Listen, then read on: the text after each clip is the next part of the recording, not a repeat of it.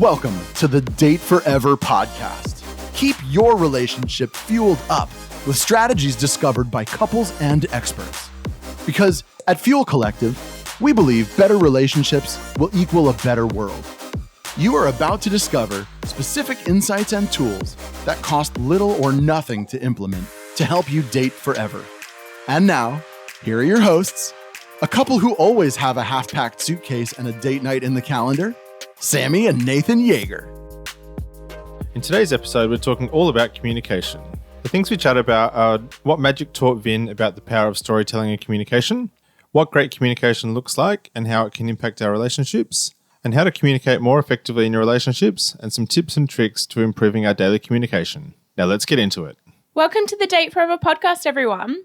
Today we've got Vinh Giang joining us. He's an entrepreneur, magician, and podcast host. He's recently returned to Australia from the US after spending the past few years as a keynote speaker specialising in communication.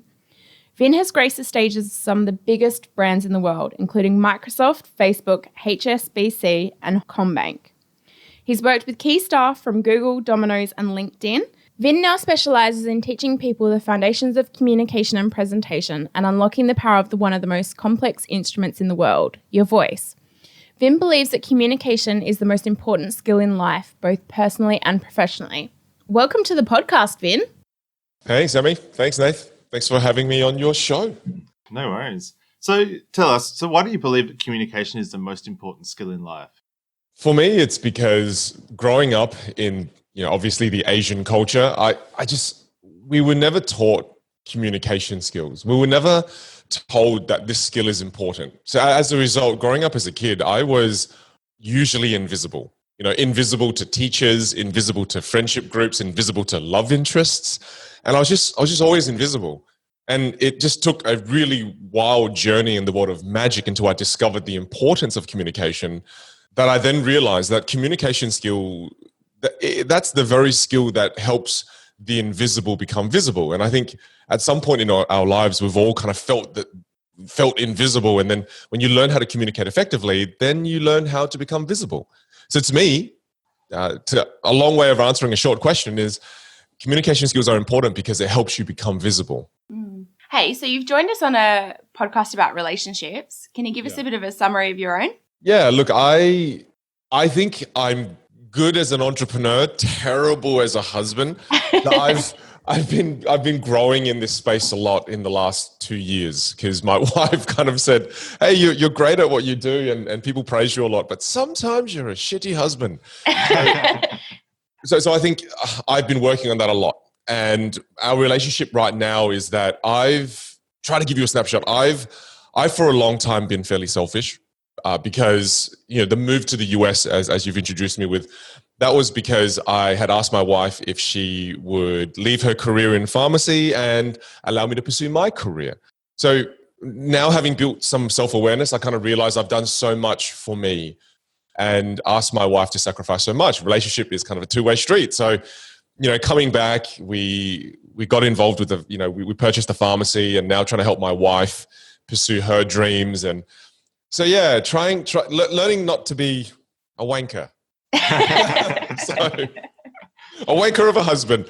So just understanding that it's not just about my own dreams; it's about my wife's dreams as well. And how long have you guys been married now? Since 2015, so nearly 5 years.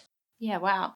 We've been together since 2009, so it's been a while. So you mentioned that you moved over to the States to pursue your career. So how did you become interested in communication? Well, like I said to you before, it's just, let me tell you the story. In the world of magic, I was taught that to become successful, you build your technical skill, right? So you build your sleight of hand ability, you build your technical knowledge, you build your technical experience in the realm of sleight of hand. So I spent thousands of hours doing this. And then I didn't really succeed as a magician. And I didn't know why. And then you both may not know this, but I used to do a fringe show. I think Sammy knows. But I used to do Yeah, we went to it. Yeah. Went to it. Okay, so we had a fringe show. We started it in like 2012, and it was really crap because it was all technical skill based. And we didn't realize why we weren't succeeding until we read a book called The Art of Showmanship. And then that book talked about the importance of showmanship, which is just a fancy word for communication skills. And we're like, well, we never learned about this in magic because there are thousands of books in the world of magic for sleight of hand and then maybe 7 for showmanship. The moment we started to add showmanship, communication skills to our shows started doing better. Audience started to enjoy our shows more. So for me, the reason I got so interested in communication skills is because it kind of changed my life. And I think we tend to do the things in life that changed our lives. Like kind of like, why are you doing this podcast? Great question. Yeah. And it is. We had a moment of realization where there was this set of skills or areas that as soon as you turn the light on, the level of growth is enormous. So very similar kind of, that light bulb moment of like, oh my gosh, I've discovered this. I need to share it with other people. And I really connect with that. Same thing with me is that when I was able to make myself visible to, potential love interests or opportunities out there in the world. And I'm a guy from Adelaide. I grew up in the northern suburbs in South Australia. That's where they often say it's the ghetto. And so for me, learning how to be visible on a global platform was something that hugely changed my life. So now to be able to teach that to others, it's quite fulfilling. Yeah, Vin, Nathan and I went to, I don't know if it was your very first season, but you're very early in your magic career. It was part of the Adelaide Fringe in the Salisbury Secret Garden in that Adelaide North. Oh, yeah, that was second year. Yeah, so we've seen you grow in your magic career and then obviously career as a keynote speaker as well. So it's pretty cool to be having this conversation. So why are communication skills important? Everybody says like if you want to have a great, healthy, happy, thriving relationship, it starts with communication. Communication is the key. Like, what does that look like? Well look, I think I often speak in metaphors, and this is what I believe. When you say something to your partner, to me, it's like music notes on a music sheet. And you may have the best of intentions. You may have the best kind of music notes, but if you don't play it well, your partner won't receive it the way you intend it to be received. So to me, changing your mindset and viewing your voice as an actual instrument, I think is really important. Now, it's not just for your partner, it's for everyone. But in this context, it's when I speak to my wife, I had to become more conscious that it's not just the content that I'm saying. It's not that I'm just telling her, you mean a lot to me. It's feeling the words. It's playing the music in the way that I want her to be able to receive it. And learning to do that now, having been together for 11 years, that's what keeps the connection going. So A, speak in a way so people feel. And then B, communication is also important because it deepens your connection with people. I think a lot of people now more than ever suffer from lack of connection. And I think we suffer from lack of connection because we have not built our ability to communicate meaningfully. What I mean by that is you've got to storytell. I think storytelling is something that's incredibly powerful that most people don't storytell. Most people report and recount. So I guess you touched on it a little bit there, that there is a real difference between communication and connection. So how do we actually create connection through our communication? Through storytelling. I mean, I think it's one of the most important things we can do. So for example, this is, I guess, a podcast on how we met our partners. I met my wife in a bar called Distill. Have you both been to Distill before? Yeah, in Adelaide? Yeah, we have. One of my favorite bars back in the day. And so I remember crashing this party, and then I saw this beautiful Malaysian girl at the bar, and I always have my packet of cards with me. So I remember taking my packet of cards, walking up to her, and I said the following. I said, "Would you be impressed if I transformed this King of Hearts into the Queen of Hearts like yourself?" Disgusting. It's just smooth. No, not so even smooth. Not smooth. Prickly as a prickle object. And then she looks at me, and the moment she looks at me, I lose all of my confidence. And she looks at me and she goes, "I'd be more impressed if you transformed yourself into a real man and had a conversation with me." I was like, shit, no one's ever said this to me before. Everyone just loves magic from the first moment. So then I just said, "No, thank you. I'm out." So I left. So she called you on your wankery right from the beginning. Yeah, I can't help it. I'm part wanker. So what's funny is I came back to that bar week after week after week. I went back 4 weeks on a Friday night to hopefully catch her again. And then I saw her again. It took about a month. And I remember seeing her and I kind of ditched the gimmick. And I came up to, build up enough courage, and the boys were egging me on. And I got there and I said, "Hi, would you be impressed if I transform myself into a real man? Took you out for a coffee." And she said yes. And that's how I met my wife. Now, you see, I just shared a story with you that you're probably going to remember now. Stories are rather sticky. Whereas most people, when they ask them the question, "Hey, how did you meet your partner?" They'd probably say, "Oh, we met at the bar Distill. I did some magic. She didn't like it, but she got there in the end." And if you compare those two experiences, one experience created an experience. It deepened our connection, because when you storytell with people, because of the story's sticky nature, stories are just very sticky, because if you follow the right logic in storytelling, it satisfies your brain. And then if you have good characters in the story, accesses people's emotions. And then if you've got a good logic to it, it kind of hits people in the feels. So storytelling is a full body experience, as well as it takes up hard drive space. So the more stories I share with you both, the deeper of a connection we're going to feel, because I'm taking up more hard drive space.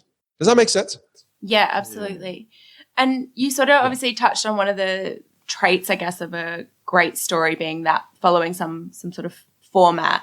And earlier you sort of talked about that tone of voice when saying the words. What are some other, I guess, technical parts of communication that we can kind of start to become more aware of? Well, I think moving back to just tonality, or the emotion that lives underneath your words, let me just kind of be more clear with that. I think what's important to realize there is your face is the remote control for you to be able to inject emotion into your words. So again, psychologists say that there are 6 core human emotions. You've got happy, sad, angry, disgust, fearful, and surprise.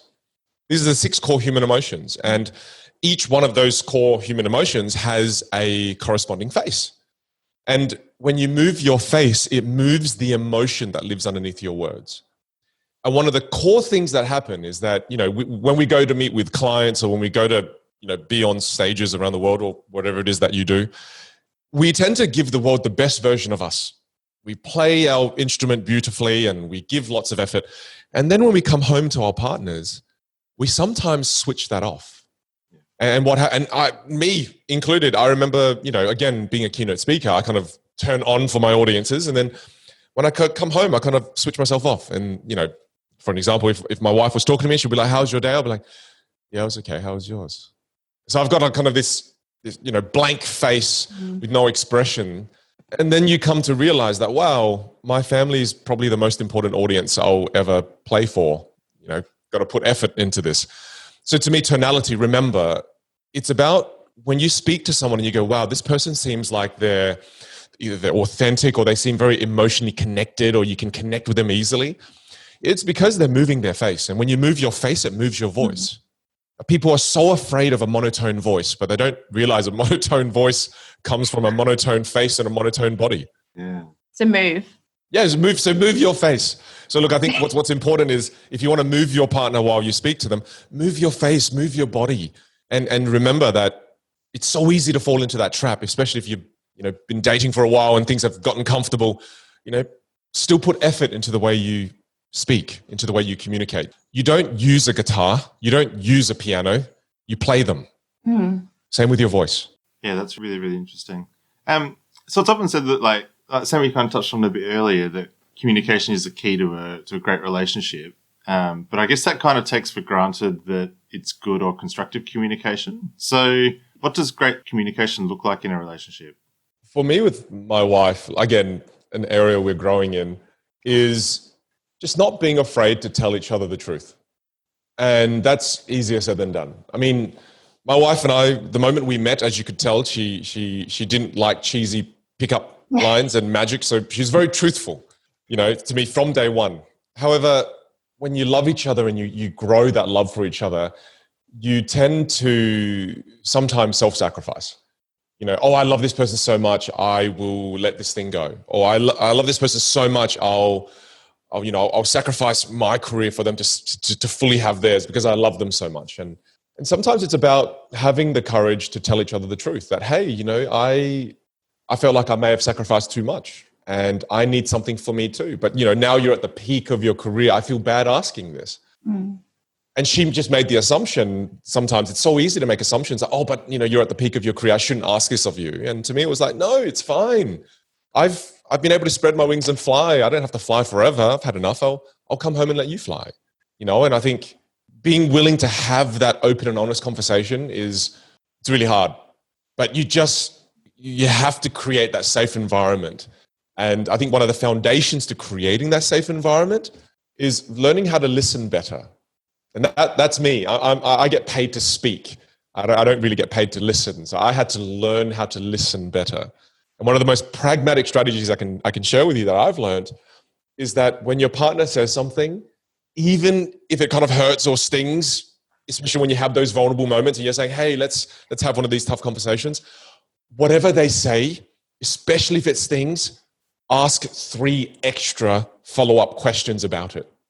So be more curious. When she asked me to, I think you may have been a bit selfish inside. I was like, no, I haven't. No, but you kind of stop that and you go, hey, can you tell me more about what you mean? And the lead led to more, led to more, and led to more.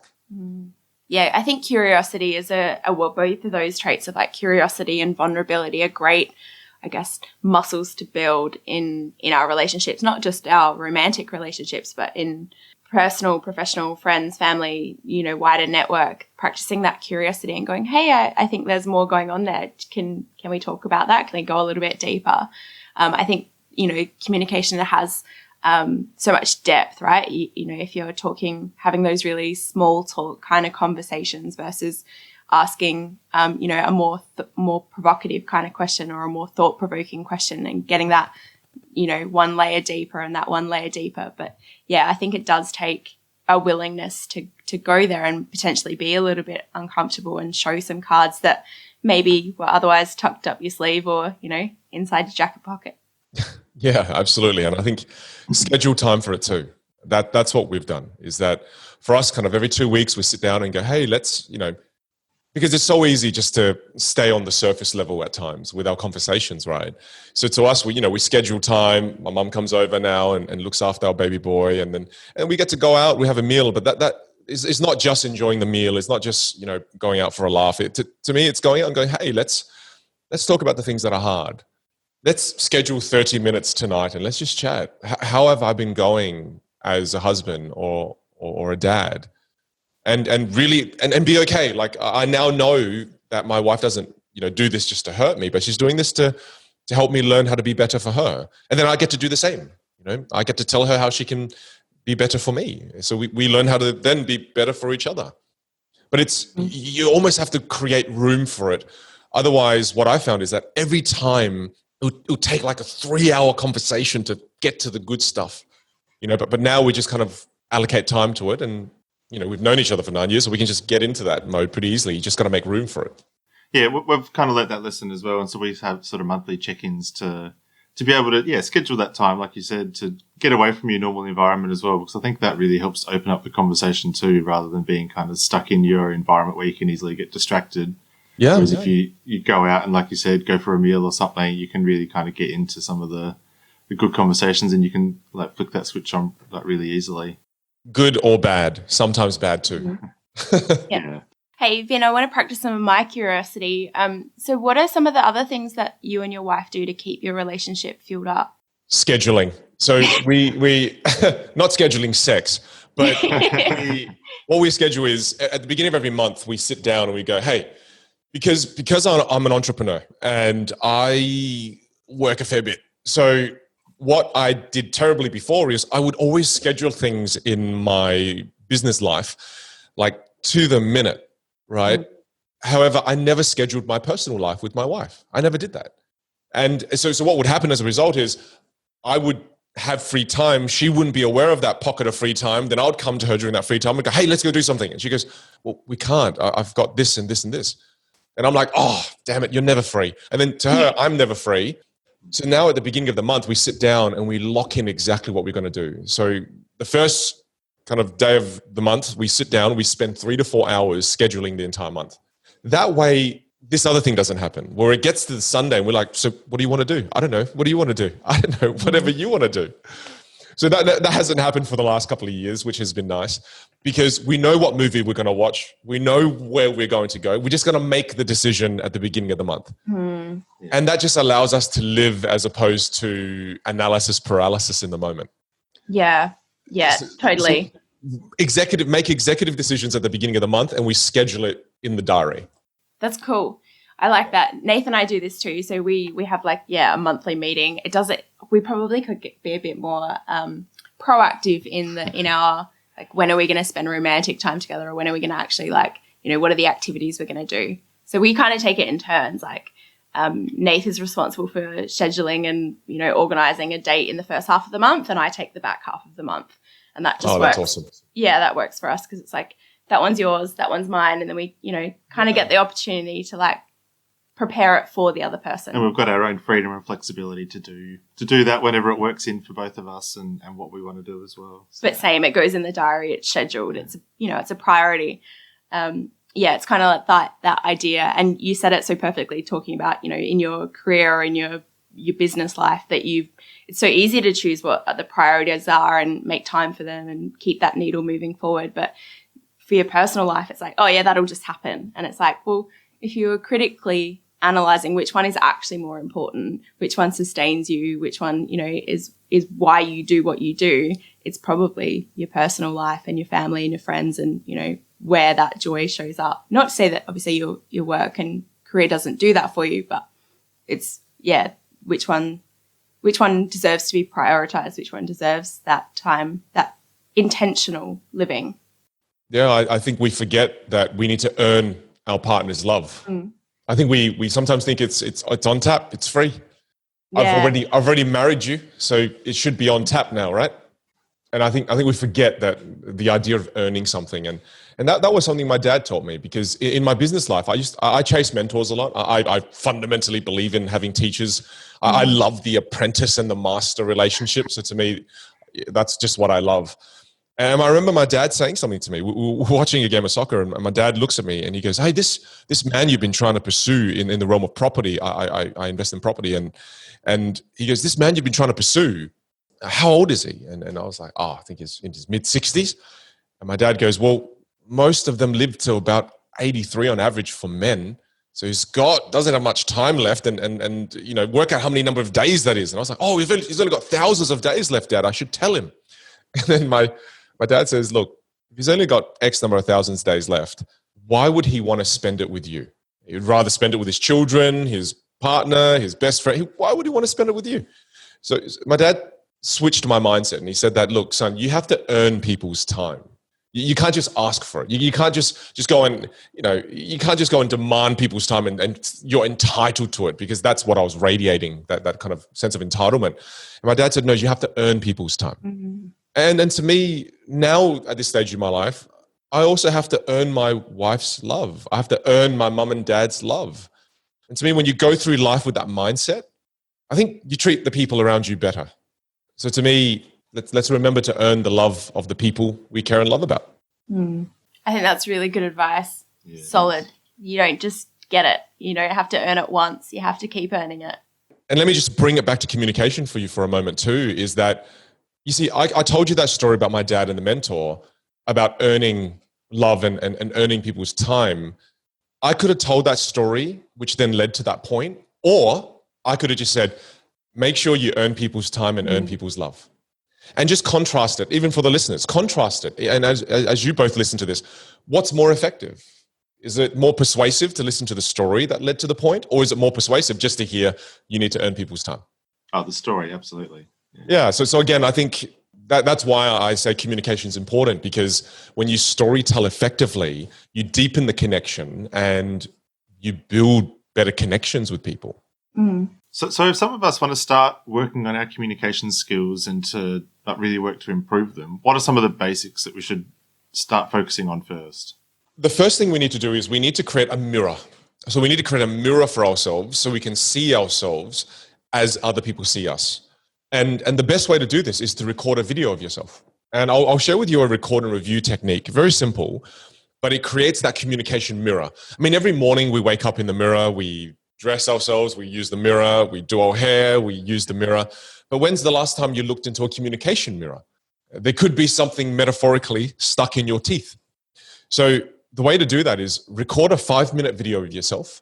And the content is not of utter importance. Just speak about anything you like, your passion, your day, your favorite food. 5-minute video. And then once you've got that 5-minute video, you have to review it 3 times. The first time you review it, make sure you've recorded it with your phone. So the first time you do it, you turn up the sound and then you turn the phone over so you can't see yourself. And just listen to yourself auditory wise. And check for these key things. How's your rate of speech? Is it too slow? Is it too quick? Do you vary your rate of speech?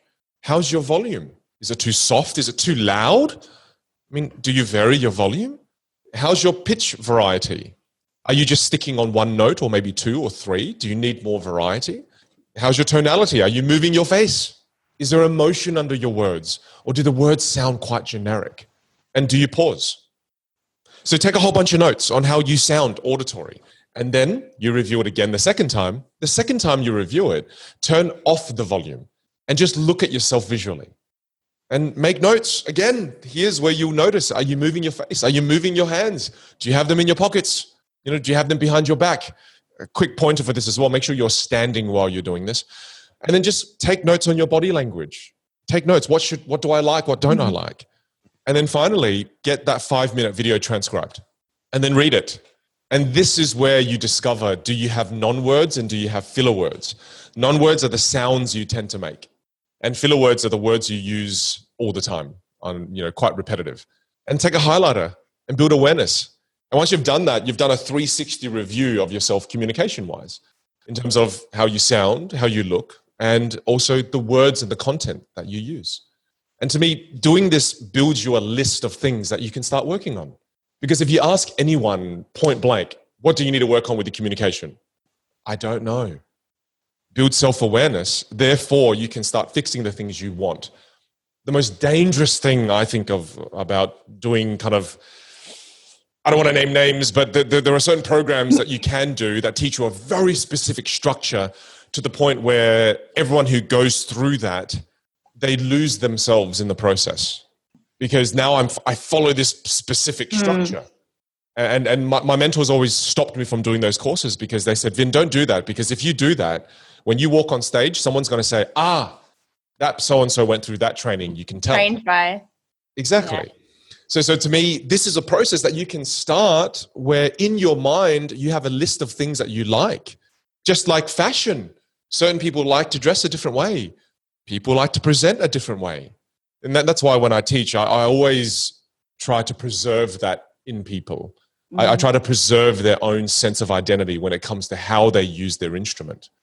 As opposed to going, must do these 10 things, must not do these 20 things. It's more, keep what makes you unique. Yeah, Vin, I mean, we started the podcast earlier this year and I definitely know that the first few episodes that we watched and then rewatched and then listened with audio without just watching the video and vice versa, it's one of the best personal development things that you can do. Incredibly insightful. Yeah. Yeah. And, my filler words I love that. Absolutely. Actually. You start to build this repertoire going, okay, and then there's this little, almost silent alarm and it's like, oh, don't say it, don't say it, don't say it, don't say it.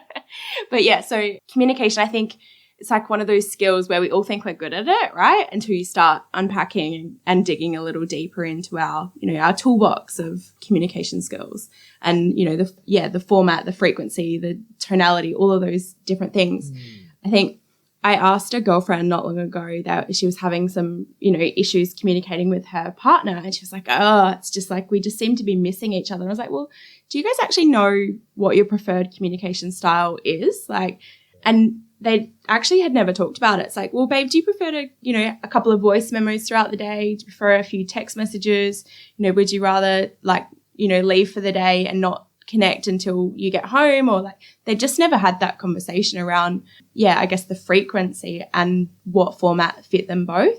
So So I think it's not just obviously choosing the sheet music that we're going to play and how that's going to be received, but like what platform or vehicle are we going to use to even transfer that sheet music? There's so much to it. So true. So Vin, I'm really curious. Obviously, you spend time with people helping them improve their communication skills and presentation skills, and obviously that has an impact in their personal and professional life. But you take them on this transformation. Like, what are some of the outcomes that you see when people start improving this skill set? A lot of people who come to me are people who are technically brilliant, right? I work with a lot of people in the finance space. I work with a lot of people in the tech space and a lot of people in the medical space. So they tend to be drawn to what I do. And a lot of the times they're technically brilliant. So I've got these doctors who've come and recently become one of my students. And again, technically brilliant. Their ability to diagnose and their knowledge base is brilliant. But when you meet them, they come across as extremely cold. And you actually you're not aware that they're so brilliant. You just kind of sense this overwhelming kind of robotic nature about them. And the biggest thing you notice, and regardless of which industry my students are in, but what you notice is that they're able to now clearly articulate with clarity what is in their heads and then do it in a humanizing way. And I think that is what's so powerful. And this is kind of gross doing this. It makes it, just blowing wind up my own ass. But what's cool is that then these technical people now are able to show their workplaces why they're so brilliant. Because before, again, they were invisible, but now their brilliance is visible. And more often than not, it's led to promotions. It's led to them being recognized. Because a lot of the times, these people who are incredibly technical and great, they tend to have this belief that that's fine, I'll let my work speak for itself. And they remain invisible. And people who do less brilliant work get noticed because they learnt how to become visible. So to me, it's one of those things where culturally in my culture, we look at this as, it's a soft skill, it's not important. Without realizing that, no, it's actually an essential skill. It's an essential skill set that you have to learn. Your voice is your personality. And I think a lot of the times people don't realize that. When people compliment your personality, what they're complimenting is how you're using your voice. So it's just been incredible to see those transformations. They've been able to, I've even had people who have come to me and be able to find partners now because they're able to better offer and better portray who they are. Whereas before, their lack of communication skills caused them to not be able to show others who they actually are. Yeah, thank you so much, Vin. Like, our time together has gone super quick, and just really want to thank you for sharing some of your skills and your knowledge. One of our key beliefs at Fuel Collective is that we are to be the change, and that kind of means being the change in our own life and continually developing ourselves, but it also is to be the change in the greater world. So to say thank you for coming on the show today, we've provided a month's worth of early childhood education to a class of children in Kenya.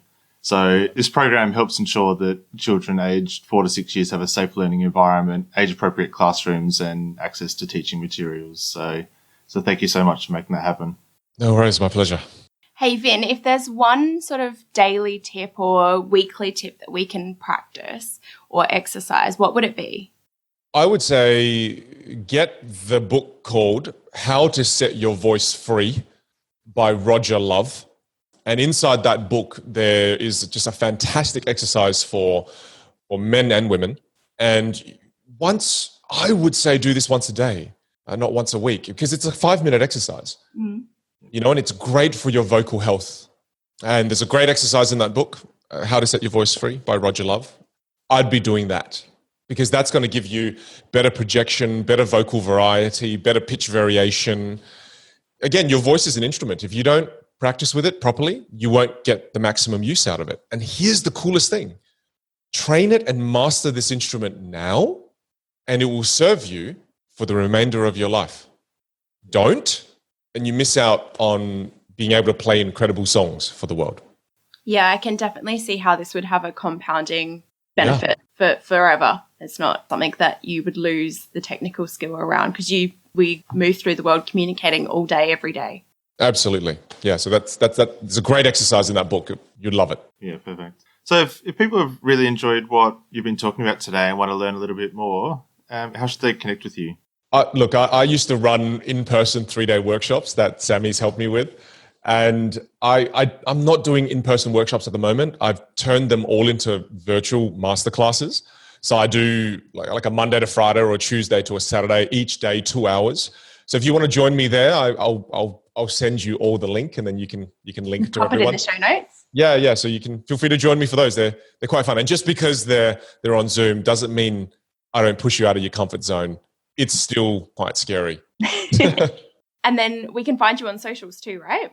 Yeah, definitely. Just at askvinh. So AskVINH. Perfect. Hey, Vin, thank you so much for taking the time to have the conversation with us. The reason that we started this podcast was around this idea that what if everybody was consciously refueling their relationships? And that's where, the Fuel Collective came from. So thank you so much for having the conversation with us about having conversations. My pleasure. Thanks heaps for joining us. If you love what we're doing here and want more, subscribe to the Date Forever podcast to make sure you never miss an ep. Come and hang out with us and other awesome couples who are fueling up their relationships in the Thriving Couples Collective Facebook group, or check us out at fuelcollective.com.au. Until next time, keep on dating, because better relationships equal a better world.